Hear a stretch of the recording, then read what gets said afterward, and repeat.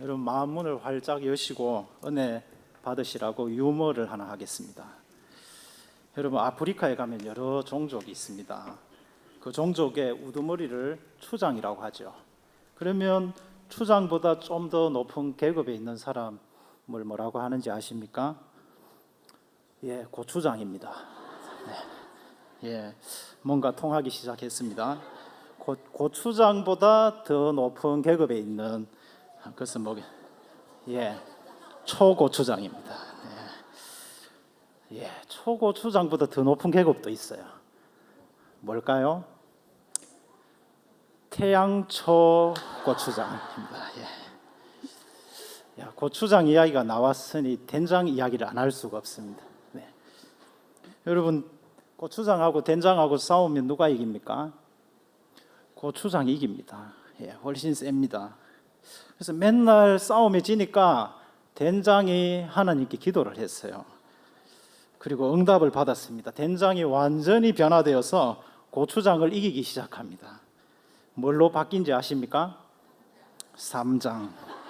예, 뭔가 잘 통하시네요. 예. 송량지인이라는 한자 성어가 있습니다. 송량지인. 여러분 저기 나오는데 한번 읽어볼까요?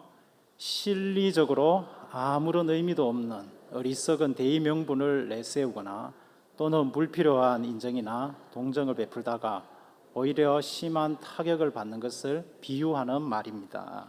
네. 이 송나라에 양공이라는 그런 군주가 있었어요. 초나라와 전쟁을 치르는데 이 강을 사이에 두고 건너편에 진을 쳤습니다. 이제 초나라의 군사들이 강을 건너옵니다. 이때 그 장군이었던 모기라는 장군이 이 조언을 했어요. 저기 강에 반쯤 왔을 때 공격을 하면 우리가 이길 수 있습니다. 그러니까 이 송량은 그렇게 할 수 없다. 그건 정정당당한 싸움이 아니다. 정정당당하게 싸워야 이게 성자도 성자답고 패자도 패자다운 것이다 하면서 듣지 않았습니다. 이제 초나라 군사가 다 건너왔습니다. 전열을 정비하려는 시점입니다. 이때 또 조언을 했습니다. 저기 다 전열을 정비하기 이때 바로 치시면 우리가 이길 수 있습니다. 그러니까 이 송량공은 또 이야기합니다. 군자는 남이 어려운 처지에 있을 때 괴롭히지 않는 법이다 하면서 또 쳐들어가지 않았습니다.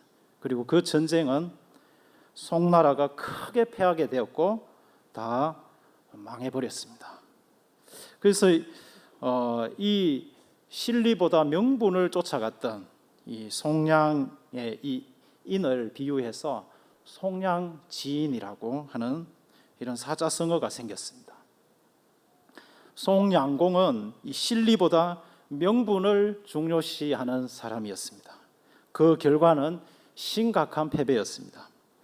이 전쟁에서 실리냐 명분이냐 이것은 참 중요한 것이죠. 우리나라 역사 속에서 신하들이 이 입장들이 다 달라요. 실리냐 명분이냐 하면서 왕 앞에서 얼마나 그 서로의 의견을 내는지 모릅니다. 실리를 쫓아갈 것이냐 명분을 쫓아갈 것이냐. 여러분 우리가 살아가면서도 이 부분은 늘 있습니다. 실리를 쫓아갈 것이냐 명분을 쫓아갈 것이냐. 이 선택의 순간을 경험하죠. 실리만 취하는 사람은 너무 경박스럽고 또 명분만 취하는 사람은 이 현실, 세상 물정을 잘 모르는 것 같습니다. 자, 우리 그리스도인은 그렇다면 무엇을 취해야 할까요? 우리는 실리보다 인애를 취해야 될 줄 믿습니다. 하나님의 인애를 알고 인애의 마음으로 사는 것이 우리 그리스도인이 취해야 될 선택입니다. 냉정한 사람들이 있어요. 그들은 오로지 자신의 이 출세를 위해서 노력합니다. 이들은 자신의 일이 제일 중요하기 때문에 자기 자신과 관련된 것에만 관심이 있습니다. 그래서 다른 사람은 목표를 이루기 위한 수단에 불과합니다. 좀 심하게 말하면 사람을 이용합니다. 이용 가치가 없는 사람은 과감하게 버립니다. 그리고 자신에게 도움이 되지 않는 사람과는 인간관계도 맺지 않습니다. 철저히 자기중심적 시각으로 사는 사람입니다. 돈 중심적으로 사고하고 계산적이고 현실적이고 이익을 위해서 삽니다. 실리를 쫓아가죠.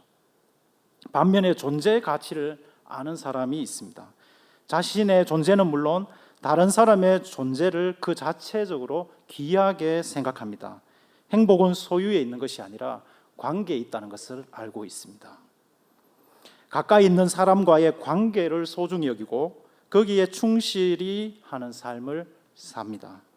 실리를 쫓아가는 사람은 마음속에는 이용 가치가 항상 따라다니고 또 인내의 마음으로 사는 사람은 존재 가치로 사람을 대합니다.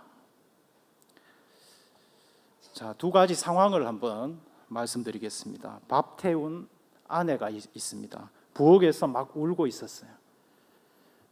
먼저 이 실리 집안입니다. 남편은 이렇게 말합니다. 새벽에 힘들어 물 떠 주었는데 겨우 한 것이 밥이나 태우고 이게 무슨 짓이고? 별로 이게 시아버지가 말합니다. 지나가다 보고 내가 밥 태우라고 장작 쪼개준 줄 아나?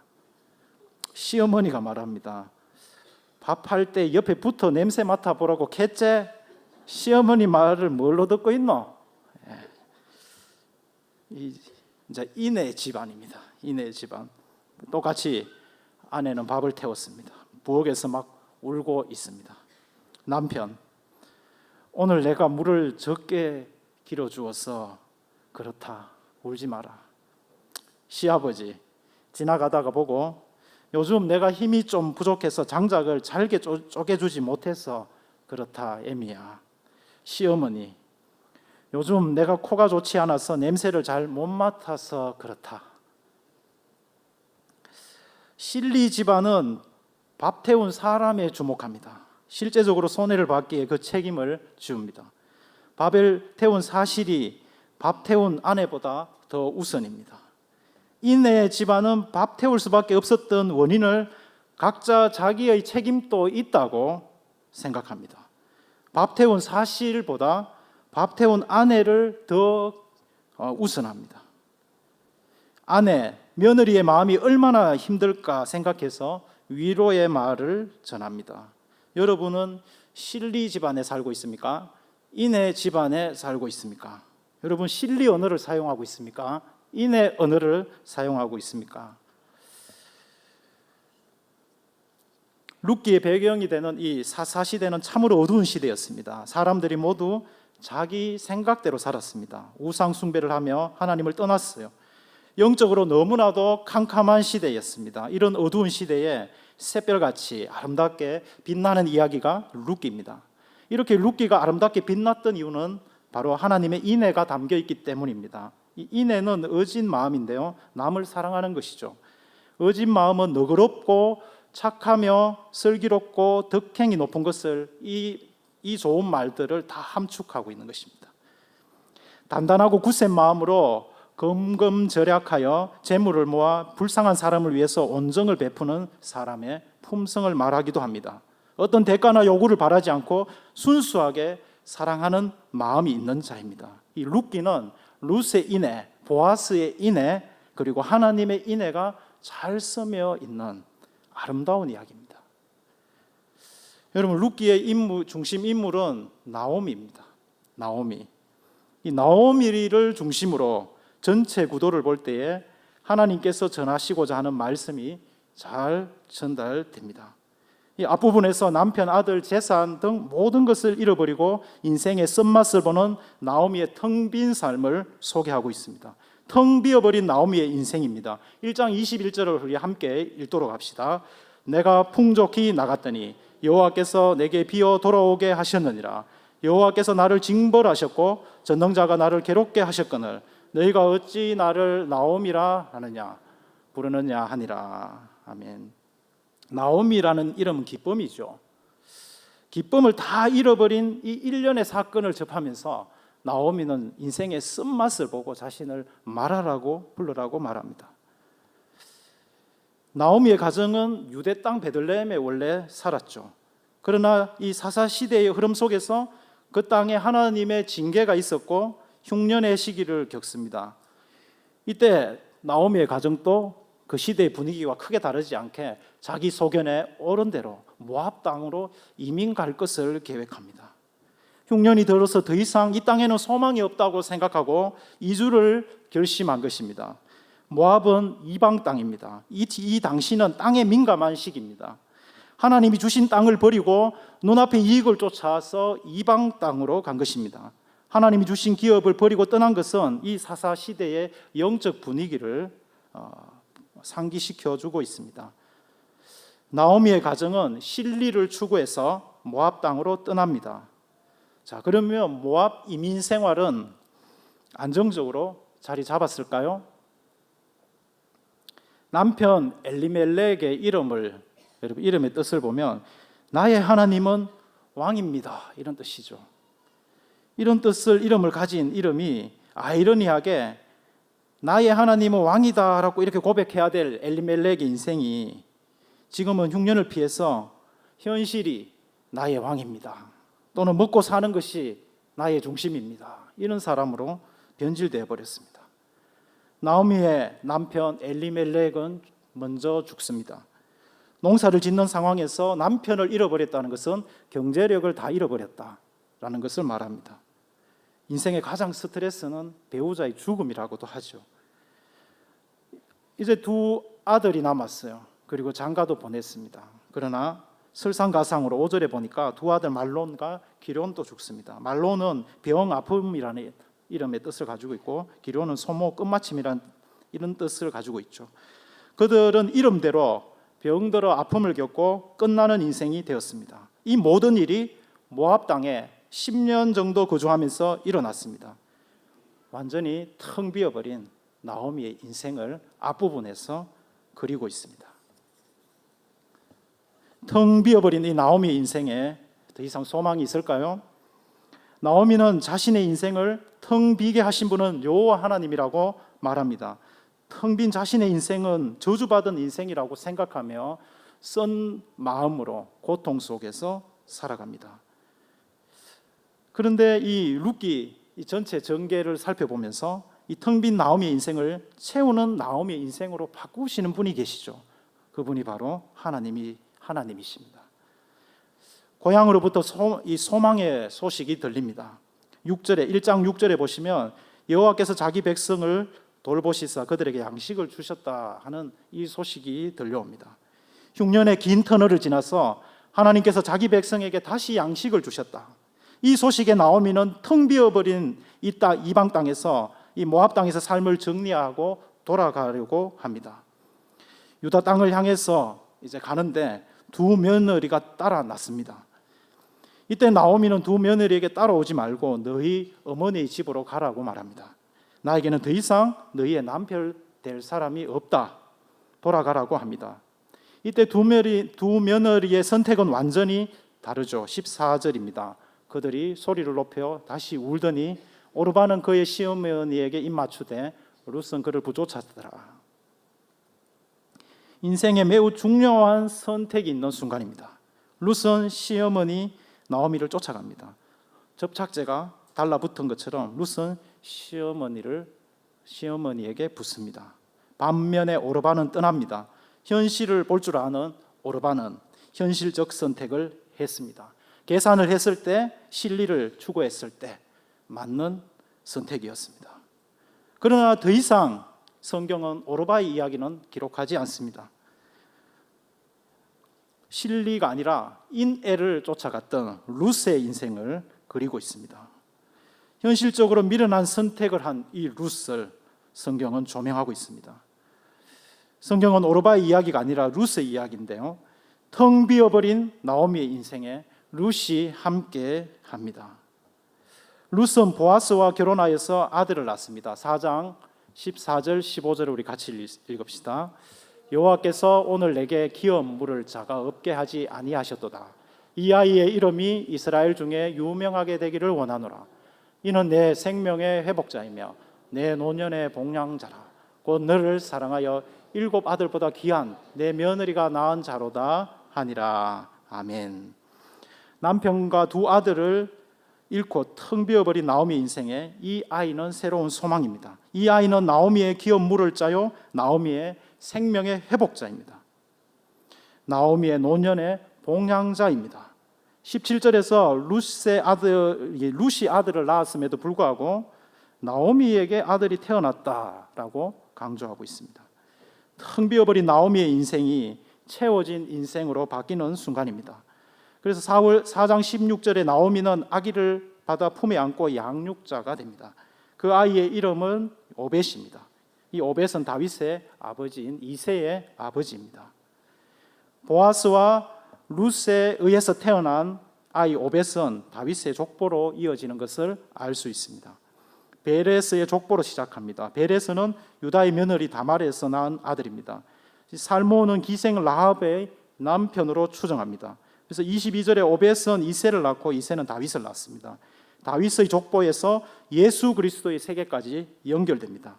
모압 땅에서 남편과 2 아들을 다 잃어버리고 인간의 생각으로는 도저히 일어날 수 없는 일이 나오미의 인생에서 일어났습니다. 나오미는 그 이름대로 노년의 영광스러운 가문과 함께 기쁨의 인생으로 완전히 바뀌었습니다. 텅 비어버린 이 나오미의 인생이 체험의 인생으로 변화될 수 있었던 그 요인은 무엇일까요? 그것은 한마디로 인애였습니다. 헤세드였습니다. 끝장난 나오미의 인생의 희망이 보이는데 그것은 바로 나오미의 곁에 룻이 붙어 있습니다. 나오미가 너희 백성에게 돌아가라고 그렇게 간곡하게 이야기하는데 룻은 끝까지 어머니를 쫓아갑니다.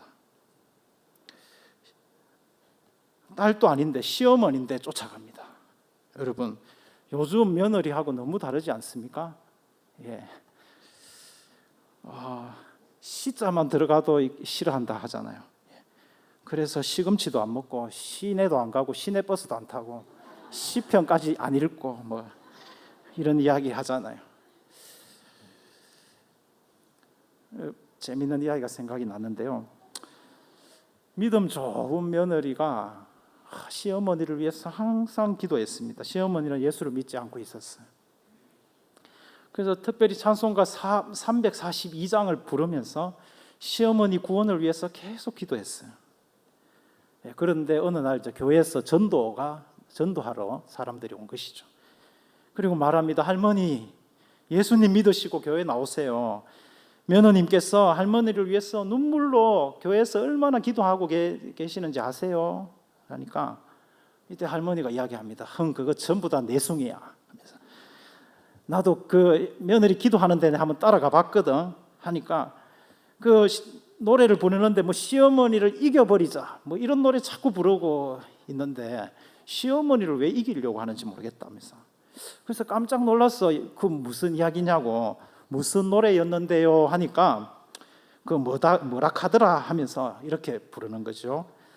너 시험일 당해 죄 짓지 말고 너 용기를 다해 곧 물리쳐라. 너 시험일 이겨 새 힘을 얻고 주 예수를 믿어 늘 승리하라. 찬송가 342장인데요. 너 시험을 당했는데 너 시험일 당해 이렇게 들렸던 것이죠. 또 너 시험을 이겼는데 너 시험일 이겨 이렇게 들었던 것이죠. 저는 이거 많이 웃겼는데 여러분 별로 안 웃기시나 보죠.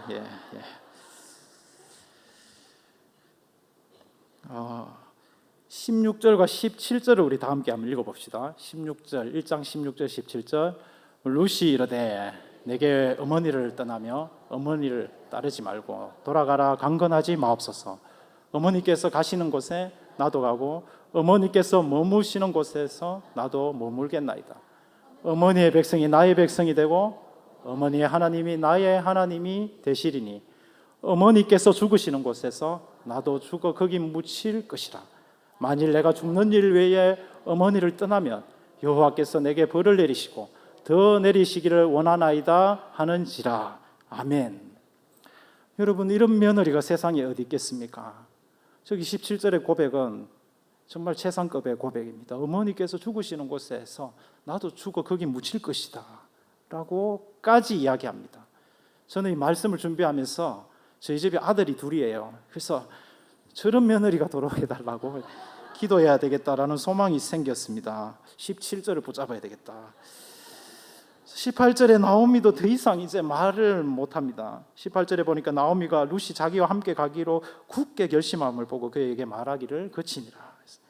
이 룻은 어머니를 먹여 살리기 위해서 2장으로 넘어가 보시면 이삭을 줍습니다.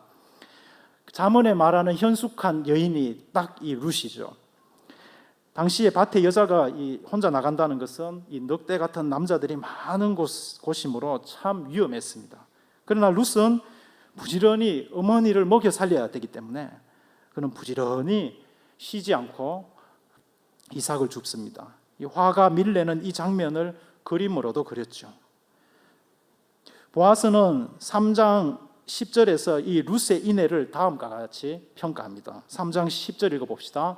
내가 베푼 인애가 처음보다 나중이 더하도다. 이건 보아스가 룻이 이삭을 줍고 하는 이런 모습들을 보면서 하는 이야기 평가입니다. 또 룻은 3장으로 넘어가며 시어머니 나오미의 말에 그대로 순종합니다. 아주 양순한 인품이죠.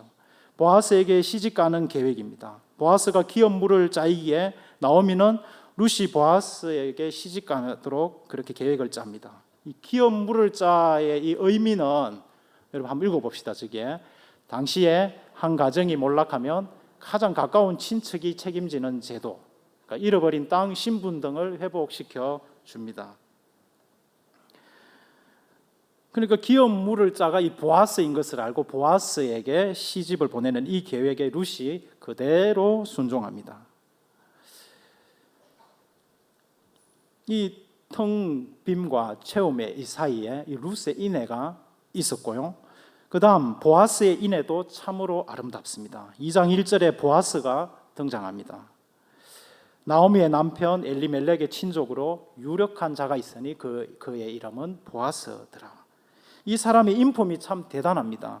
그 인품을 2장 4절에 보면 보아스가 이렇게 이야기하죠. 그의 종들에게 여호와께서 너희와 함께 하시기를 원하노라 하니까 그 종들이 그 밭에서 일하는 그 종들이 여호와께서 당신에게 복 주시기를 원합니다. 이렇게 하면서 서로가 얼마나 좋은 관계 속에서 일을 하고 있는지 모릅니다. 보아스의 인품이 참 대단합니다.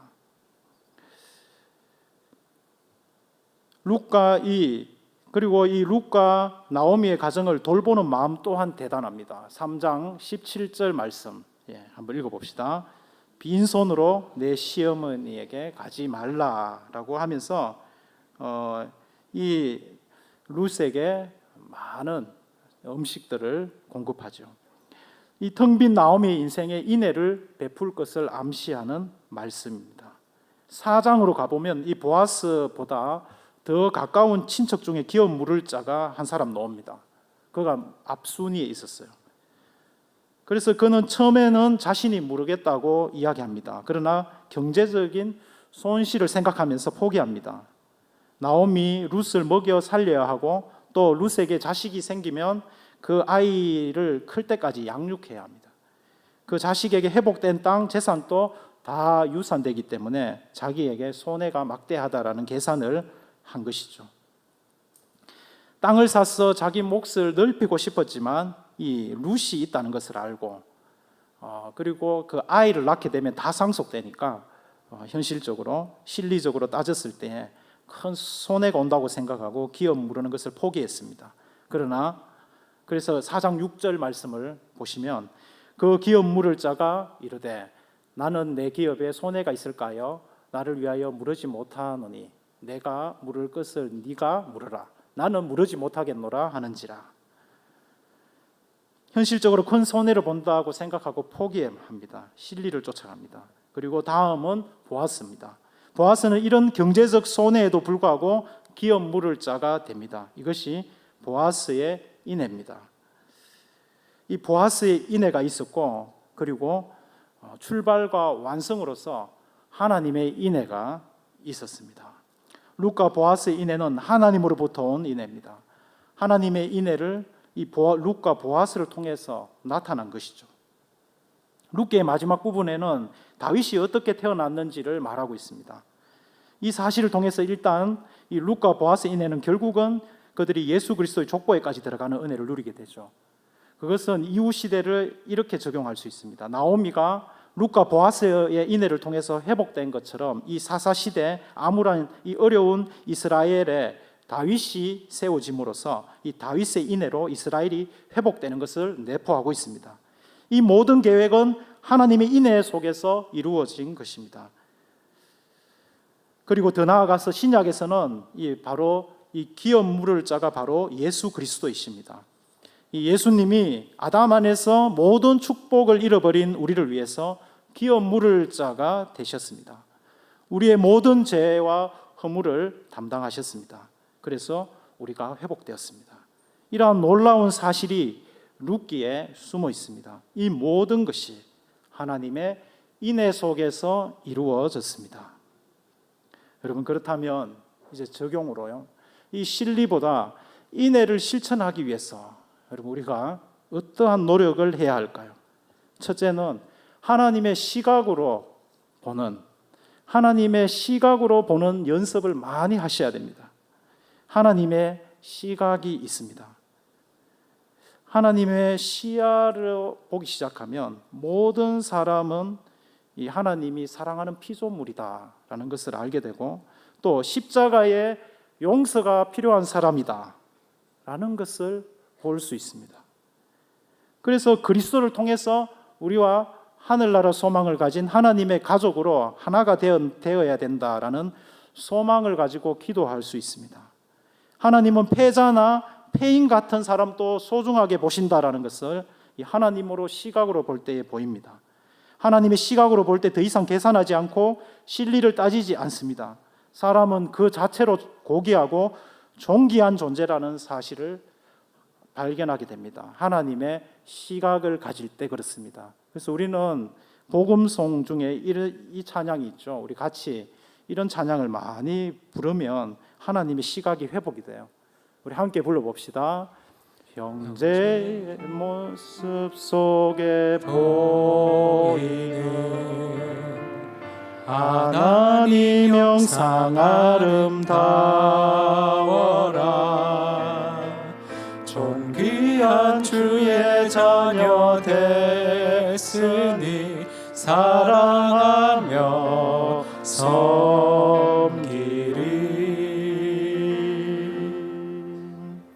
상대방의 시각으로 보는 것도 아주 좋은 인애를 실천하는 방법입니다. 이 상대방의 처지에서 헤아릴 수 있을 때, 그때 우리 마음에 이해력이 생기고 또 인애의 마음이 생깁니다. 그래서 불필요한 오해도 피할 수 있고 상대방의 처지에 자꾸 서려가는 그런 마음이 생깁니다. 이 콘크리트 같이 굳은 우리의 마음, 이 남의 처지에서 서고 공감할 때에 몇 개의 금이 가기 시작하고 우리의 마음이 부드럽게 됩니다. 실리가 아니라 인애의 마음이 생깁니다. 여러분, 상대방의 시각으로 보려고 하는 그런 연습을 많이 하셔야 실리보다 인애를 실천할 수 있습니다. 무엇보다도 예수님과의 관계 속에서 인애의 마음으로 살 수 있습니다. 예수님이 나에게 어떻게 대하고 계신지를 깨달으면 깨달을수록 우리의 마음에 맺히는 것은 인애입니다. 예수님이 인애의 마음으로 우리를 대하고 있기 때문에 우리는 예수님과의 관계를 잘 유지하고 싶다면 우리도 다른 사람에게 인애의 태도로 대하게 됩니다. 이럴 때 예수님은 어떻게 하셨을까?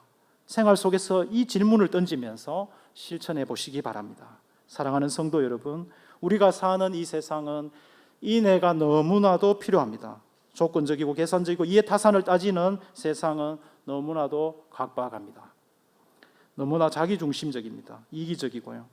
이런 세상에 사사 시대와 같이 자기 소견에 옳은 대로 살아가는 캄캄한 그러한 시대에 이 룻기의 이야기는 새벽의 별처럼 빛나는 진주와 같은 그런 아주 아름다운 이야기입니다. 사랑하는 성도 여러분, 인내의 마음으로 충만하시기를 축원합니다. 여러분의 집안이 인내의 집안이 되기를 바랍니다. 우리 교회가 인내가 넘치는 교회 되기를 축복합니다. 실리보다 인내의 마음을 가지고 가정에서, 교회에서, 직장에서, 삶의 터전에서 살아가시기를 주의 이름으로 축원합니다.